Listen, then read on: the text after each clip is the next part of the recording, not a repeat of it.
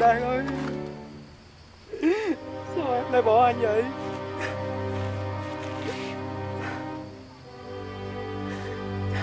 Trời ơi, thà là chết đi con Xuân hơn.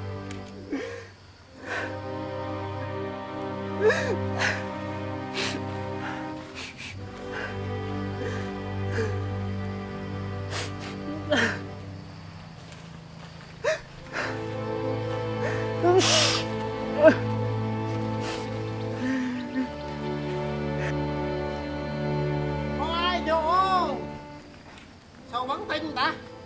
Có ai nhổ không? Có ai nhậu không? Có rượu và có mùi, cần có người nhậu cùng thôi.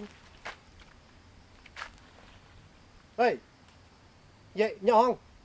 Không được, người ta chết rồi mà tự nhiên biểu người ta nhậu. Bị báo. Ơi nhậu không? Có ai nhậu không? Không có ai nhậu. Ủa? Nhìn mặt cũng quen vậy ta? À, còn đen đấy mà. Ủa sao nó khóc thầm thiết dữ ta? Chắc nhà nó có người mất gì sao ta? Qua hỏi thử nó mới được. Tụi em làm cùng anh vậy. Ơi, mày làm gì mà khóc ở đây vậy? Tao buồn quá mày ơi. Ủa? Mày khóc mày buồn người thân mày mất à? Không anh ơi, người yêu tôi mới bỏ tôi. Tôi yêu được nó 8 năm rồi, nó vẫn bỏ tôi được nè. Thế mà mới đau lòng ấy chứ. Thế mày buồn mày sao mày không khóc ở đâu mà mày qua nghĩa trang mày khóc làm gì? Chỗ này có cọc cây đa nè. Tôi định lấy cây dây tôi cột lần đó tôi định treo cổ nè. Thế tại sao mày vẫn chưa có thắt cổ? Nhưng mà tôi sợ chết lắm. Ôi rồi ôi, cho dù mày có chết đâu gì quyết được gì đâu. Cho dù mày có chết mày có thành ma mày cũng chưa quên được người yêu đâu. Người ta có câu đây nè, quyết không yêu, sống một mình có tình còn đi cho gái thèm chơi. Thèn xin giới thiệu, rượu bé cái đây là thuốc trừ sâu, cho dù còn nước bùn sâu cỡ mấy cũng tan đi mất. Chết làm gì cho người thân nó khổ. Đây nhậu cái này thôi.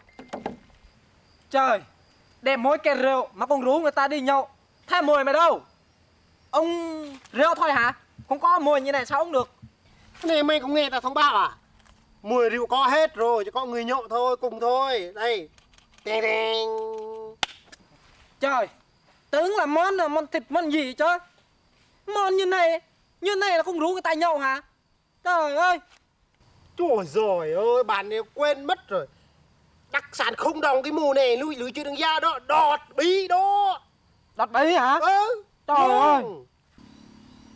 À, chờ đợi mấy tiếng trời, bây giờ mới có cảm giác này. À, mình thích kiểu này lắm. Đây, của mày này. Ui, chúc mày uống cái này xong là quên luôn tình cũ. Rượu ngon lắm, tao mua rượu xịn không á. À, sao, ngon không?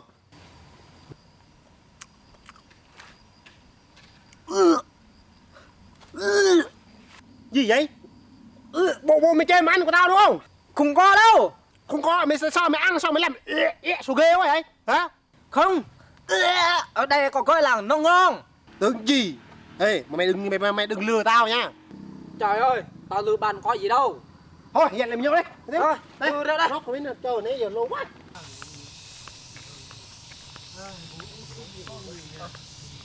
Ê bạn ơi, qua đây nhậu đây. Ồ, Qua đây đây. nhậu đây, Cùng với tôi đây. nhậu đây. Ôi, cái tình buồn quá rồi. Giờ uống vui rồi, thêm Đúng rồi, giờ nó xuống rồi. Giờ ba đứa mình ung là có gì không? Giờ bạn có đàn guitar, giờ thằng bạn này nó buồn nè, biểu bạn qua đây đánh đàn guitar để mình hát cho các bạn đây nghe nè. Mình không rảnh, vợ coi về nhà. Bạn đánh một bài thôi. Đánh một bài thôi nha. Ừ, một bài thôi. Thôi, bạn ngồi đi. Để uống đi.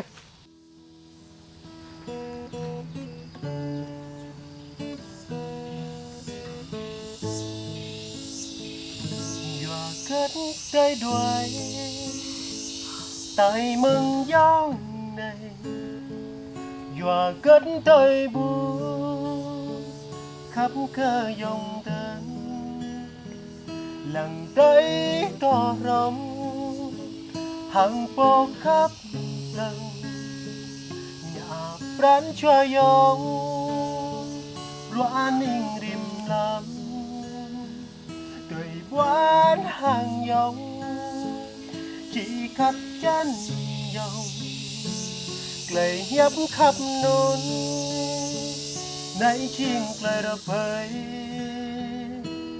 thầu tới đời tới dòng này sa mạ dòng này có quan đây lại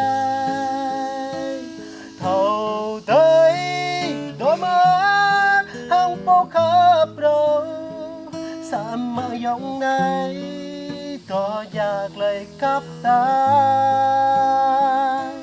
thầu tới bố khắp tay dòng hạnh dòng đó khắp nạn nào hạnh dòng đó khắp nạn nào. Thôi, xong rồi, tao đi đây, nhìn hai bọn mày, nhìn mặt buồn giống như con chuồn chuồn. Thôi, cảm ơn bạn nhiều nhá. Rồi. Nên đây nhá. Qua bần về cẩn thận nhá. Thôi, mày đừng buồn nữa. Sao lại không buồn được? Gần 30 tuổi rồi, không vợ, không con, không người yêu như này, sao không buồn được? Nếu như bạn như vậy, bạn có buồn không? Thôi, như vậy đi. Tối này, tao sẽ dẫn mày đi tán gái nhà bé kia. Xinh lắm, trong làng này bé này xinh lắm. Tối nay là dẫn mày đi luôn.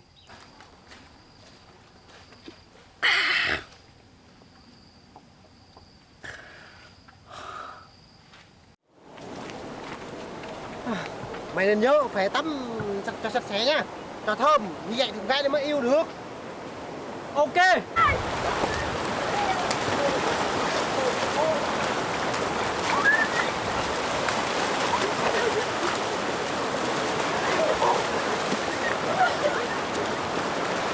Chưa?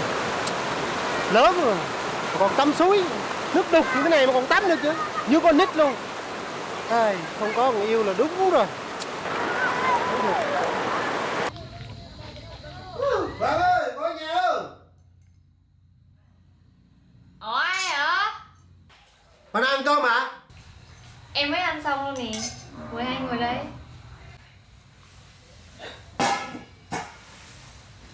Ồ, tưởng em làm gì chứ, nào nó đang ăn cơm mà. Đúng rồi. Dẫn bạn đi chơi ấy mà. Ủa hai anh ăn cơm chưa? Mới ăn xong á. Còn anh ăn chưa? Anh hả? Anh chưa. Gì? Ý là mình chữ ăn, mình đứng đợi chữ ăn hay lắm, nói chữ ăn thôi. Hiểu không? Ăn cách. Thế để em múc cho anh ăn cơm nha. Thôi. Anh giỡn em thôi. Anh đã ăn no rồi. Từ nãy giờ chẳng lẽ đi tanh cá mà không ăn cơm sao được. Rồi anh ăn rồi. Dạ, ý kia nói vậy ăn rồi đó. Ủa? Mà nãy giờ hai anh qua đây sao mà không thấy bố mẹ của em đâu hết trơn vậy? À, ba mẹ em qua nhà hàng xóm chơi rồi. Mà, từ cái nhà chứ, thì không gì này giờ không thấy. Hôm nay nó món gì mang vậy? Thấy ngon quá à. Anh ăn không? Thôi ăn xong no lắm rồi mà ăn gì nữa. Cũng buồn giờ giờ này tối nhờ, ở nhà một mình nhờ. Trời ơi, em ở nhà một mình em quen rồi. Tưởng cái người một mình sợ em buồn ấy chứ. À, nãy giờ loài ngoài có nói chuyện nhiều quá quên rồi chứ. Thôi ba ngồi đây xíu nha, ngồi đây với Đen xíu nha. Mình đi mua nước uống xíu nha. Thôi không sao đâu, ngồi đây để em lấy nước nhà em được rồi. Không sao đâu, qua nhà rồi mà phải đi mua ăn uống nói chuyện xíu chứ. Không sao đâu chứ, ngồi đây nha. Để mình đi mua nha. Mình sẽ tạo cho cơ hội cho hai nó nói chuyện nhiều một xíu. Mong bạn sẽ thành công.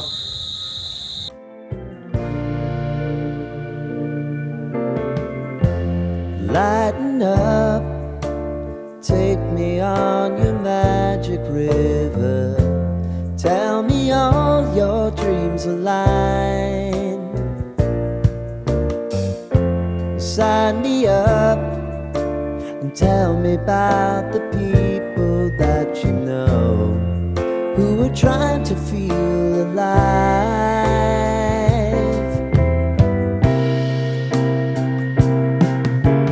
Life can get hard, so honey, if you need to. Ủa, anh ăn gì ạ?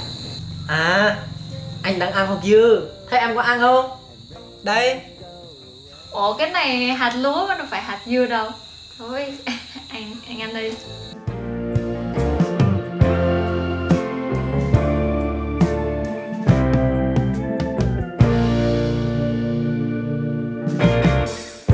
I wanna hear about everything you're ever thinking. You know that I can take the truth. Call me out if you think I'm ever slipping. Maybe I can turn it around. Oh yeah. Trời ơi, ba mình từ nãy giờ nói đi mua chai nước mà sao từ nãy giờ không thấy nó ra ở đây nhỉ? Sao lâu thế? Anh ơi, ý là mình ngồi đây cũng hơn 2 tiếng rồi á. Sao anh nói gì với em hết vậy? Ừ. Anh buồn ngủ chưa? Ừ. Bạn anh lâu quá nhờ. Ừ. Anh anh có người yêu chưa? Ừ. Hả? Không, anh chưa có người yêu. Anh Ừ? anh có chuyện gì muốn nói với em không? Ừ. Anh cứ miết vậy chắc thôi em phải đi ngủ đây chứ. Tại mai em còn đi học nữa. Em, anh đói. Anh chưa ăn cơm. Gì vậy? Giờ khuya rồi ăn cái gì nữa? Thôi anh ngồi đây đợi bạn anh nha, em đi vô ngủ. Một câu hỡi, câu tô mừng lâu, câu gió mừng vùng, chẳng tô cơ ý, nhấp ta bờ ca, nhấp ta bạ tờ ngàn. Ơi, Gì á? cô gái đâu? Con gái hả? Hả? Con gái nó đi ngủ rồi. Từ nãy giờ ông nói đi mua nước sao lâu vậy? Mày không biết hết trơn, tao đâu có đi mua chai sữa đâu. Tao đi cho đó, tao đợi đi giữ dép, xong rồi cho nó cắn, hiểu không? Với lại tao đi đó, tao giả vờ tao đi đó là tao tạo cho cơ hội cho hai đứa. Để hai đứa có dịp nói chuyện xong mới tắt đến nhau chứ. Chứ tao ngồi đây làm sao mà hai đứa nói chuyện được. Trời ơi. Nhưng 2 tiếng rồi mà không biết nói cái gì cả. Trời đất ơi, 2 tiếng mà không biết nói gì luôn. Thôi, thất bại rồi. Thôi, bây giờ lại cũng khuya rồi, về ngủ đi. Có hồi sau là mình qua đây mình chơi tiếp, mình tắm tiếp. Đi. Bạn ngu quá mà bạn này, ngu chân mai đây luôn, nói chuyện được hết trơn.